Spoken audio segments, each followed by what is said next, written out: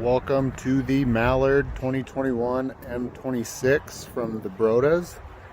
I'm going to go over just a couple things here about the RV, just a couple how-tos if you're renting from us. And if you're not renting from us and you're just kind of coming across this video, hopefully give you some things that are a selling point for you. First, we're going to go over what we've got here in this front main King Kong storage compartment. First, obviously, we've got our chocks here. Also in here we keep our mat, our power, a couple power adapters. We've got a 50 amp adapter and a 110 house power adapter. This is a 30 amp cord for the 30 amp plug-in on the other side. We will check that out in 1 minute.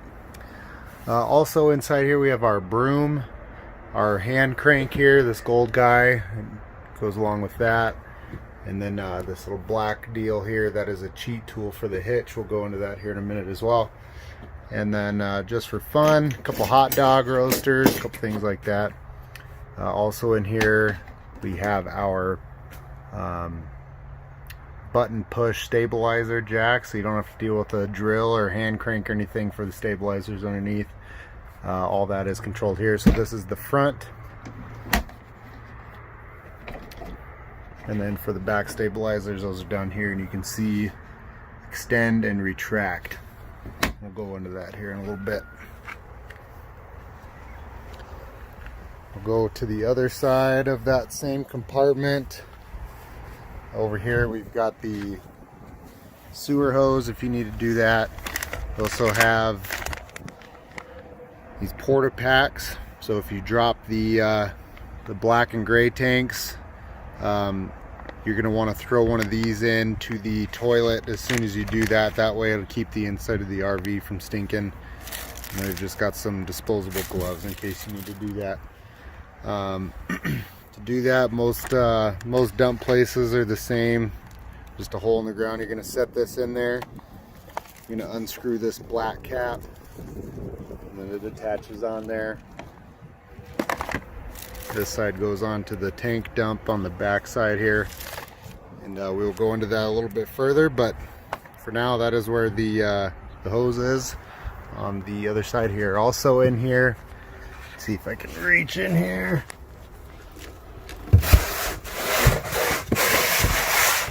Got our water hose, and then got our water pressure regulator. We haven't had to use it yet. We haven't had to hook up to power, but we do ask if you are hooking up to water at a campground or what have you, you use this to regulate the power. Some campsites, their water pressure is through the ceiling powerful, and the plumbing inside an RV can only handle so much pressure, and so that just regulates that to prevent any expensive damages.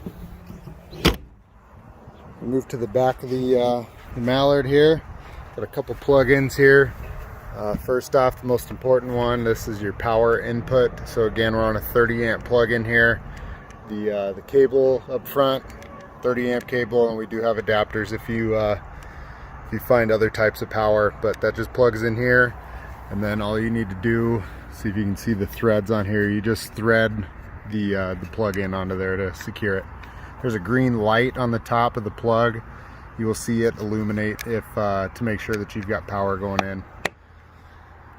Above it here, I don't know too many places that offer cable, but there are a few. So there is a coax jack there in case you have cable coming in at a fancy campground. This guy here, this is where you would use that water pressure regulator. So this is if you have water coming in direct, you're not going to be filling the tank. You just got water coming in direct. You're going to use the water pressure from the city. That would plug in here. Again, just remember, if you're going to use this guy, use that water pressure regulator to keep the pressure down so we don't hurt the pipes. And then down here, this just cleans out the black tank. Nothing to really worry about there. Down below is the flush for the two tanks. So you can see here up above, you have your gray tank, that is your sinks and your shower. And then wastewater tank. That is your toilet. Often you hear that referred to as the black tank. So you look below, there are two handles here. The one on the left, like it shows out front here, the one on the left is the gray tank. The one on the right is the black tank. You're going to want to pop this off. You can kind of see how that interlocks there. You're going to want to pop this off, hook that hose onto there, and then once you're secured on there and secured in the hole, you're going to want to do the black tank first. I'll explain why here in a second. But you'll pull the lever out towards you and that will open up and you'll start hearing stuff sliding down. Once that gets down to a trickle or stops, you're going to want to push that back in, and then you want to make sure that the gray tank is always second. Same thing, just pull it out. You'll see the water come out. You want to do the gray second because that's going to help clear the hose out from all the you-know-what in this one. A lot of dump stations will also have a hose there, so when you're done with both of these, you'll push them back in. A lot of places will have a hose. You just want to pop it off and kind of rinse out the inside of the poop hose, if you will, with it. Here's the back of the RV. The only thing to mention here, you do have an outdoor shower. So if the kids are down in the water or dinking around in the mud or whatever, you want to rinse them off before they get in. Get a little shower head back here, hot, cold. Inside, we'll get into it, but you want to make sure that the water pump is on for that to use. On the other side, Mallard M26 has an outdoor kitchen, which is cool. There's a mini fridge here. It is strapped in. You want to make sure when you're done using this that it gets strapped back in. As you can see, we already had a mishap there where this thing was free flowing on a trip and got a little ding there. But to use it, there's a plug on the back here, just a regular 110 plug back here. You can see the cord, and then there's an outlet for it. You do have water out here, obviously hot and cold, counter space, and then down here we've got a propane grill. So we can get the lid here. Self-lighting. You do have the wind guards. Just pop those out like that. Good to go. This is not automatically hooked up to propane. There is a hose back here. Can you find it? There it is.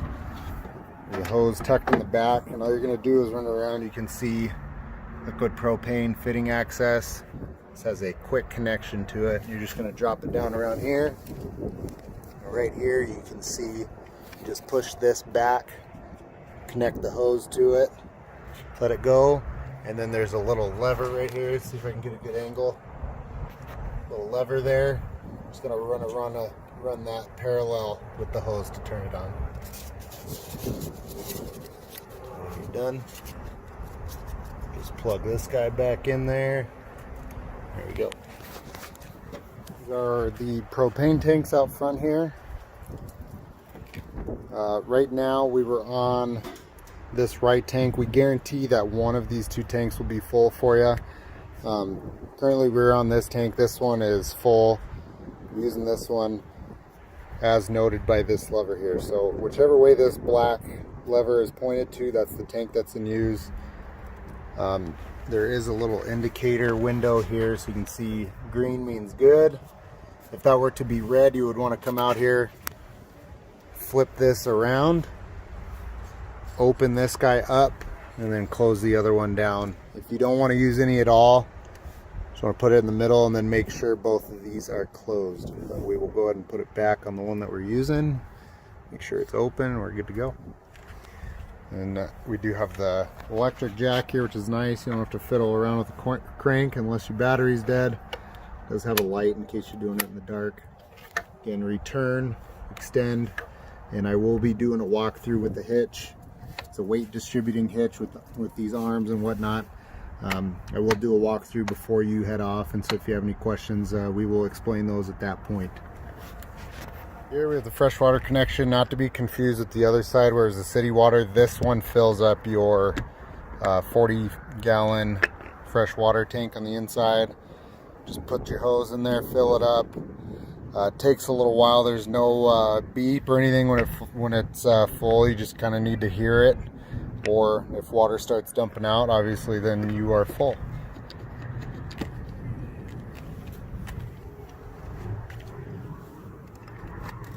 And then you do have another 110 outlet on the exterior here as well. Okay, now to go in, kind of a different stair system than probably used to seeing on trailers. This one stacks up vertically like that. This is a really cool stair system. It's super sturdy. The only thing is, first off, the door needs to be all the way open, 180 degrees. It can't be 90 degrees or 45 like this. It's got to be all the way open. The reason being, this little flange right here catches onto the door, and you can see there's a couple dings already on the door. Had to learn that one the hard way. But to drop this down, just going to pull this blue lever. It releases the steps. We'll drop it down. And you can see, I mean, they're super sturdy. There's some trailer rigs, you step on it and there's some wiggle to it. So we'll head up inside.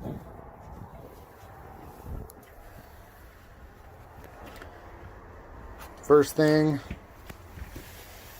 got a couple main switches down here. So this guy here is your awning. Obviously it says out and in. With the awning, you want to push it out. We'll kind of let that run for a second. With the awning, you want to make sure it's going to be the thing that's most susceptible to damage and probably one of the most expensive things to repair on the RV. So it is very important that if you are dealing with any wind or when you go to bed that you pull it in. You know, you never know if that overnight storm is going to roll up when you least expect it and take your awning for a ride. So now you can see the awning is all the way out. You don't want to push it too far. I stopped it just short. I don't want to overextend the thing. The other cool feature here, so right above the countertop here, right above where those switches were, there's an on-off switch, and what that does is turn on the LEDs out here. And it's daylight right now, you can't really tell, but they are super bright in the evening. They do a good job of lighting up the area. So go ahead and turn those off. And then when you pull the awning in,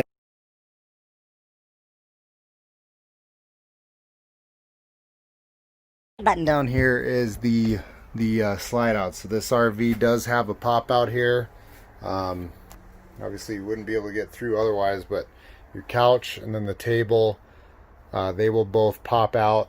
The one thing you want to do before you push the button though, you just want to make sure that no cabinets opened up in this gap here.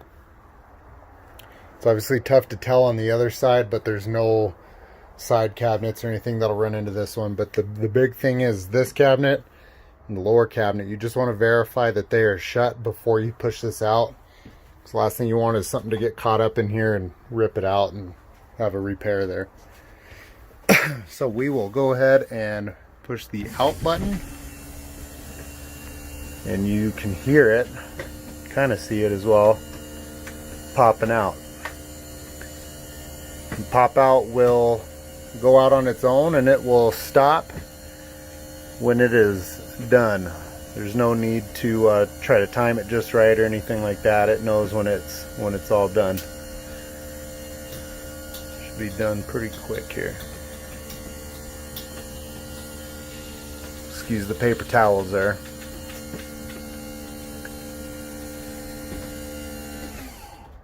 Okay, pop out is out. And we will turn the lights on. So you step in the door here to the right. This first switch on the left here is going to be the cabin lights for the main area here. And then each light has a switch on it down the thing, so you can turn them on and off independent of each other once that other light switch is done. But you can see with the pop out done how much more room there is in here. Let's go ahead and close this. We'll get to some of this stuff here in a minute, but first let's go over the radio. It does have a radio in it. we'll go ahead and hit the power button to turn it on. You can put CDs, whatnot in there. You can see here there's 2 zones, and this is for the speaker system. So zone 1 on the left here is the interior. Zone 2 is the exterior. If you just want interior, which is what we're on right now, you kind of see it says zone 1 right there. If that's all you want, like we are right now, just the inside will play. If you want both, we'll just hit zone 2. Now you can see on the screen it says zone 1 and 2. So now the outside is playing as well. If you're just going to be hanging out outside, you don't want anything playing in here, you have both going. Hit 1, and now you can't really hear it, but zone 2 is the only thing playing now. So there's that. You can also plug in a USB device, anything like that. You can set it up with Bluetooth as well. Turn that off. Go over what we've got in these drawers here. This is kind of the knick-knack drawer. So we've got fire starter sticks, trash bags, koozies, scissors, bottle or a can opener. We've got this cool little kind of accordion style Goal Zero solar lantern. Kind of cool. Sponge. We've got extra fuses. We'll show where those go in a minute.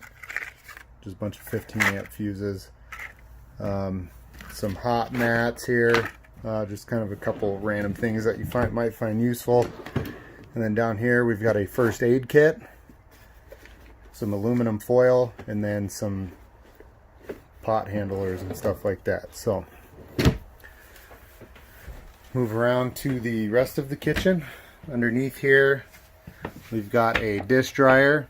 We've got some soap and things like that.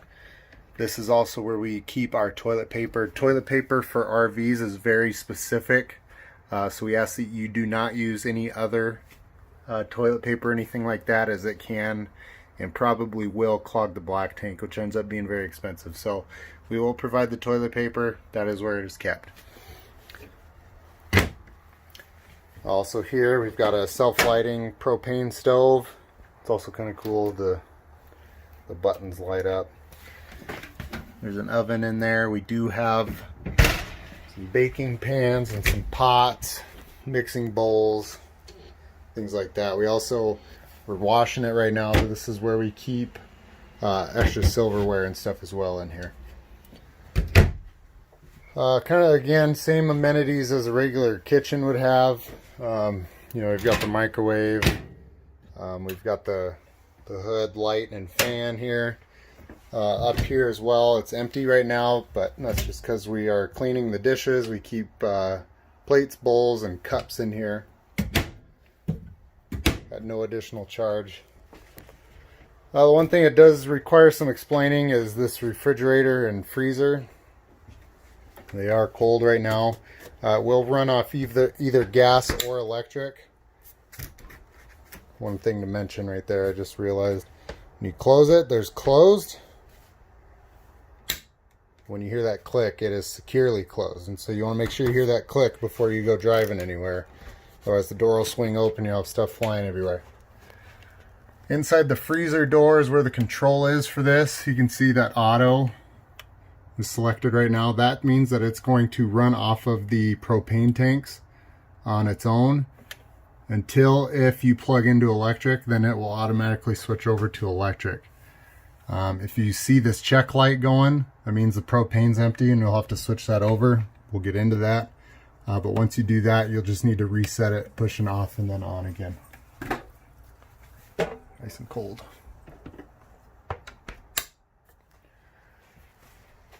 Down here we've got the fuse box. Hopefully you won't have to mess with this too much, but you've got all the different circuits labeled. Mostly, again, 15 amp on those blue fuses. There are a couple 40 amp fuses and then a couple circuit breakers as well. Again, all that is labeled. Hopefully you won't have to mess with it, but in the event that you do, that's where it's at. And then up here we have the thermostat. We are hooked up just to battery power right now, which means that the AC won't work. None of the 110 household looking outlets will work. but it will let me show you how to do this. So you just hit the mode button on the left here. It will toggle us through the different things it can do. So there's the fan setting. This is the AC. Again, it won't work right now, but then once you're in there, you can control up or down the temperature. And then this is for the furnace. Again, up and down, and then off, and it'll shut off on its own here in a second. Here we have our bunkhouse up top here. This is where you're going to want to put the lightest person. Reason being is they are very clear about this. 200-pound maximum load. And the reason being, if you look under here, I guess you can't really see underneath. If you look above here, it's just particle board, USB. So not a whole lot of weight can go up there. Great for, I have a 6-year-old. He sleeps up there, loves it. He's never going to come close to bursting that, maybe for, I don't know, 10 more years. Down here, again, they're very clear. 300-pound max on this one. But all in all, these bunk beds are very spacious. So right now, these don't have sheets on it. We do provide the fitted sheet on there. If you want to bring your own bedding, absolutely. Or as an additional charge, we will outfit bedding for each bed. Underneath here for the kiddos, we've got a stool under there. We normally just put it right here. That way they can hop up there. And then obviously the curtain for privacy. So turn around, go into the bathroom here. Got a nice shower in here. And the great thing, I'm 6'4". They cut out this little push out here for tall people. I'm 6'4", and I actually fit in there just fine, only because of that, which is nice. And then you've got your retractable shower head there, hot, cold, obviously. And that's kind of all there is on the shower. Let's turn the light on in here. Sink, again, hot, cold, 110 outlet there. And then this here is the brains of the operation. It's kind of your control panel in terms of water pumps, water heater, and then showing you all the statuses that are pertinent to the RV. So battery, fresh water tank, we've got it full right now. Black tank, gray tank. If you're boondocking, you're not hooked up to power. This is your propane water heater. This is going to be your water pump in the middle here. You don't want to leave that on even if you're hooked up to power. You're just going to want to turn it on when you're about to use water, turn it off when you are done using the water, and it will light up when you're there. And you can, I don't know if you can hear it in the video, but when you turn that on, you'll hear the system pressurize. That means you know you're good. But again, when you're done using the water, make sure you turn it off. And then if you're plugged into power, this is going to be your electric water heater. Now to the toilet, kind of a different setup than what you're used to if you haven't used one of these before.